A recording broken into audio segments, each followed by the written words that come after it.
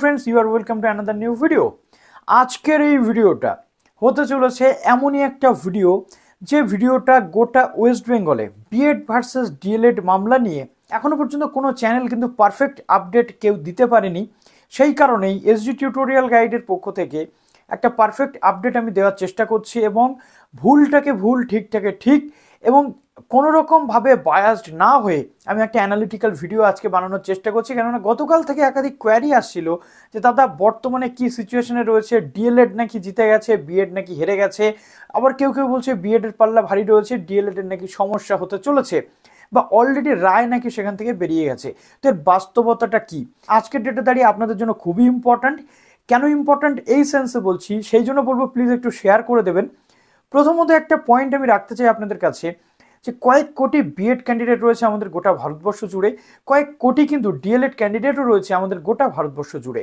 তো এই বিএড এবং ডিএলএড উভয়ের মধ্যে যে কোল্যাপস তৈরি হয়েছে, উভয়ের মধ্যে যে সমস্যাটা তৈরি হয়েছে, সেই সমস্যাটা মেটানোর জন্য সুপ্রিম কোর্ট কিন্তু আলটিমেট সলিউশন নিয়ে আসতে চলেছে। এবং বর্তমানে আমরা দেখেছি যে কেসের পর কেস, হিয়ারিংয়ের পর হিয়ারিং সেখানে চলেছে। রাজস্থান হাইকোর্টের যে মামলা সেটাও সুপ্রিম কোর্টের মুখাপেক্ষী হয়ে এই মুহূর্তে রয়েছে। আর এরই মধ্যে কিছু চ্যানেল, কিছু নিউজ পোর্টাল স্টুডেন্টসদের তথা ক্যান্ডিডেটদের বিভ্রান্তিমূলক সমস্ত খবর পরিবেশন করছে। তাদের জন্য আন্তরিক সমবেদনা রইল আমার। কেননা আজকে আমি বলতে বাধ্য হচ্ছি, কারণ নাম আমি নেব না, কেননা প্রত্যেকে ইন্ডিভিজুয়াল ক্রিয়েটর তার নিজের নিজের প্ল্যাটফর্মে ক্যান্ডিডেটদেরকে মিসলিড করে আপনারা যে মানসিক প্রেশার তাদের উপর তৈরি করছেন, দয়া করে রিকোয়েস্ট করব সেটা আপনারা করবেন না। যেটা ঠিক আপনারা জানার চেষ্টা করুন, প্রয়োজনে রিসার্চ করুন। যেটা ঠিক সেটাকে আপনারা ঠিক বলুন, যেটা ভুল সেটাকে আপনারা ভুল বলুন। বিভ্রান্তিমূলক খবর পরিবেশন করবেন না, যেহেতু এটা একটা সাব জুডিশিয়াল ম্যাটার। সুপ্রিম কোর্টে কেসটা কিন্তু এখনো রয়েছে। সুপ্রিম কোর্টে কেস চলাকালীন কোনো রকম সিদ্ধান্ত আসার আগে আপনারা এই ধরনের কথা বলতে পারেন না। যদি কেউ আপনাদের বিরুদ্ধে মামলা করে আপনারা কিন্তু যথেষ্ট সমস্যায় পড়তে পারেন। এ কথা আমি আপনাদেরকে জানিয়ে দিলাম। ওপেন প্ল্যাটফর্মে আমি আপনাদেরকে বললাম আপনাদের ভালোর জন্য, কেননা আমিও একটা ওপেন প্ল্যাটফর্মে কাজ করছি, আপনারাও কাজ করছেন। ট্রেন্ডিং কন্টেন্টকে ইস্যু করে এমন কিছু করবেন না, নিজেদের প্রোফাইল বা নিজেদের যে প্ল্যাটফর্মটাকে রিচ দেওয়ার জন্য এমন কিছু করবেন না যাতে দিন রাত একটা ক্যান্ডিডেট দুশ্চিন্তাগ্রস্ত হয়ে কোনো একটা বাজে স্টেপ নিয়ে নেয়। তো এইটা আপনাদের বলে রাখি, ডিসক্লেমার দিয়ে রাখলাম প্রথমেই। প্রথমে সত্যিটা জানুন। তো বিএড ভার্সেস ডিএলএড মামলা আমরা দেখছি দীর্ঘদিন ধরে হিয়ারিং চলছে। প্রত্যেকটা স্টুডেন্টস এটা নিয়ে কনসার্ন রয়েছে, কেননা তারা প্রাইমারিতে বসতে পারবে কিনা বিএডরা, এবং ডিএলএডদের কনসার্ন রয়েছে যে বিএডরা প্রাইমারিতে যদি পরীক্ষাতে বসে তাদের প্রতিযোগিতা বেড়ে যাবে, সেক্ষেত্রে তাদের প্রবলেম হবে। এই নিয়ে একাধিক দোলাচল, একাধিক হিয়ারিংয়ের পর হিয়ারিং চলেছে।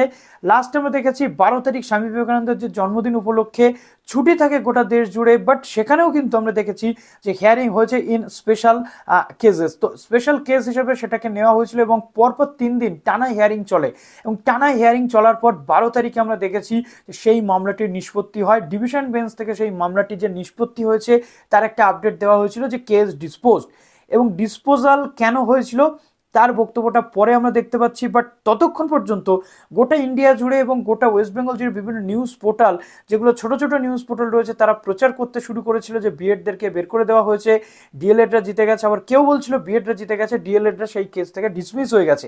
আলটিমেটলি সত্যিটা সেদিনও আমি তুলে ধরেছিলাম, যেটা আমি বলেছিলাম যে ডিসপোজড মিনস আর কোনো হিয়ারিং হবে না, নিষ্পত্তি হয়েছে মামলাটার। অনেকে সেই কমেন্ট সেকশনে তোমরা জানিয়েছিলে যে আবার সোমবারে নাকি হিয়ারিং হবে, অমুক হবে তমুক হবে, বাট আলটিমেটলি সেসব কিছু হয়নি।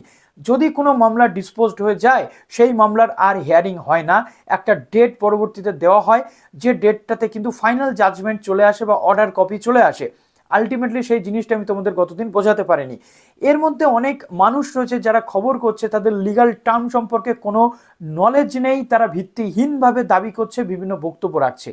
আলটিমেটলি আমাদের সাথেও বিভিন্ন অ্যাডভোকেটদের কনসাল্ট হয়েছে এই বিষয়টা নিয়ে, এবং তাদের বক্তব্য লিগাল টার্ম যেটা রয়েছে সেই অনুযায়ী আপনাদেরকে আমি বলতে চলেছি। 12 তারিখের ডেট অনুযায়ী। এবার অনেকে আবার বলবে আমি এই ভিডিওতে কোনো কন্টেন্ট দিচ্ছি না, কোনো ইনফরমেশন নেই, বাট ইনফরমেশন আছে কিনা আপনারা যাচাই করবেন, কমেন্ট সেকশনে জানাতে ভুলবেন না।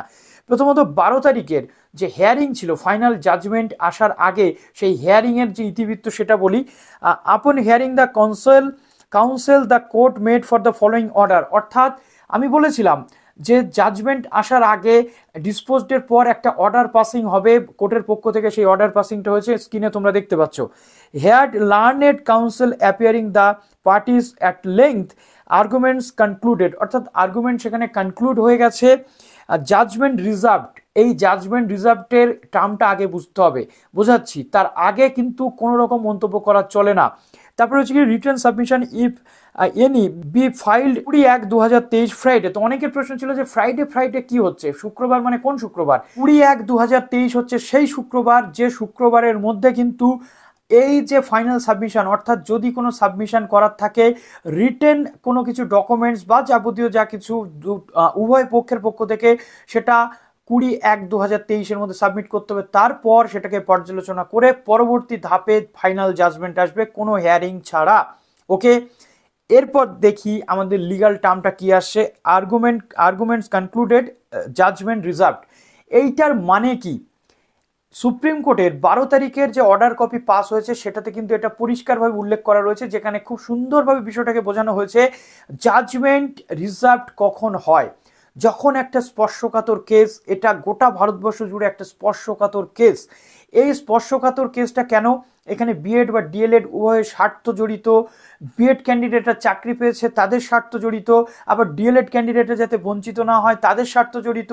বিএড ক্যান্ডিডেটদের যে রাইট বা বিএড ক্যান্ডিডেটদের যে অধিকার রয়েছে প্রাইমারিতে বসার এনসিটির গাইডলাইন অনুযায়ী, সেই স্বার্থটা এখানে জড়িত।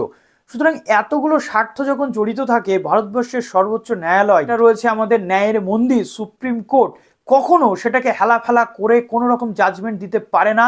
আর ঠিক সেই কারণেই এই সমস্ত স্পর্শকাতর বড় বড় কেসগুলোতে জাজমেন্ট রিজার্ভ করা হয়। সমস্ত কিছু শোনার পর জাজমেন্টটাকে সংরক্ষণ করা হয়, রিজার্ভ করা হয় ততক্ষণ পর্যন্ত যতক্ষণ পর্যন্ত উভয় পক্ষের পক্ষ থেকে আবার রিটেন যে সাবমিশন, অর্থাৎ ফাইনাল যদি কোনো রিটেন কপি তাদের সাবমিট করার ইচ্ছে থাকে, সব তো শুনানি হয়ে গেছে, প্রমাণাদি বা যা কিছু তথ্য ছিল সেগুলো দেওয়া হয়ে গেছে, এরপরেও একটা ফাইনাল কপি বানাতে হয়।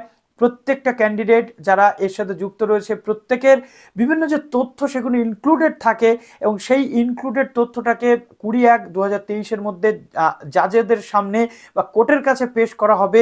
তার পরবর্তীতে কোর্ট সেটা পর্যালোচনা করবে, করার পর ফাইনাল জাজমেন্ট আসবে। এতটা ইজি প্রসেস নয়। এর মধ্যে আমাদের গোটা রাজ্যের বিভিন্ন মাধ্যম থেকে আমরা শুনতে পাচ্ছি, গুজব ছড়াচ্ছে ডিএলএডরা জিতে গেছে, বিএডরা হেরে গেছে, বিএডরা কেস থেকে পেরিয়ে গেছে। আলটিমেটলি বায়াসড হয়ে নয়, না আমি ডিএলএডদের পক্ষ অবলম্বন করছি, না বিএডদের। অ্যাজ এ কন্টেন্ট ক্রিয়েটর আমি সঠিক ইনফরমেশনটা তোমাদের সামনে প্রোভাইড করার চেষ্টা করছি যে আলটিমেটলি ঘটনাটা কি ঘটেছে। জাজমেন্ট কপি, অর্ডার কপি এসে গেছে, যেখানে অর্ডার কপিতে পরিষ্কার উল্লেখ যে জাজমেন্ট রিজার্ভড, এবং এই রিজার্ভেশন ততক্ষণ পর্যন্ত 20/1/2023 পর্যন্ত। তার পরবর্তীতে পর্যালোচনা করে ফাইনাল জাজমেন্ট আসবে। তারপরে সুপ্রিম কোর্টের উপর যেহেতু সমস্ত দায় বর্তাচ্ছে, বিএড ক্যান্ডিডেটরা যারা রয়েছে তাদের পক্ষ থেকে, দেবেশ শর্মা বাবুর পক্ষ থেকে জানানো হচ্ছে যে তারা লাস্ট যে রিটেন কপি সাবমিট করবেন সেটা যথেষ্ট ভালো করে খুব স্ট্রং একখানা রিটেন কপি তারা সাবমিট করতে চলেছেন, যাতে পর্যালোচনার টাইমে প্রবলেম না হয়, যেহেতু অলরেডি শুনানি হয়ে গেছে। তেমনি ডিএলএডদের পক্ষ থেকেও রিটেন কপি সাবমিট হচ্ছে, এনসিটির পক্ষ থেকেও করা হবে। তো আলটিমেটলি এই হচ্ছে পুরো সিনারিও। এখন পর্যন্ত ফাইনাল জাজমেন্ট নেই, কাজেই অহেতুক দুশ্চিন্তা করে গুজবে কান দেওয়ার কোনো মানে নেই। আশা করছি আমি পুরো বিষয়টা বোঝাতে পারলাম। এবার আমাকে যদি কেউ প্রশ্ন করো যে দাদা ডিএলএড জিতবে নাকি বিএড জিতবে, আমি এখানে কোনো মন্তব্য করব না। কোর্টের অধীন কোনো কেস থাকলে কোনো সাধারণ মানুষের অধিকার নেই সেখানে মন্তব্য করার। কোনো নিউজ চ্যানেল কি কারোরই মন্তব্য করার কোনো রকম রাইট কিন্তু নেই। এটা একটা লিগ্যাল ইস্যু, লিগ্যাল ওয়েতেই বিষয়টাকে ভাবা উচিত। তো চলো ভিডিওটা এখানে শেষ করলাম। ভালো থেকো সবাই, বেস্ট অফ লাক।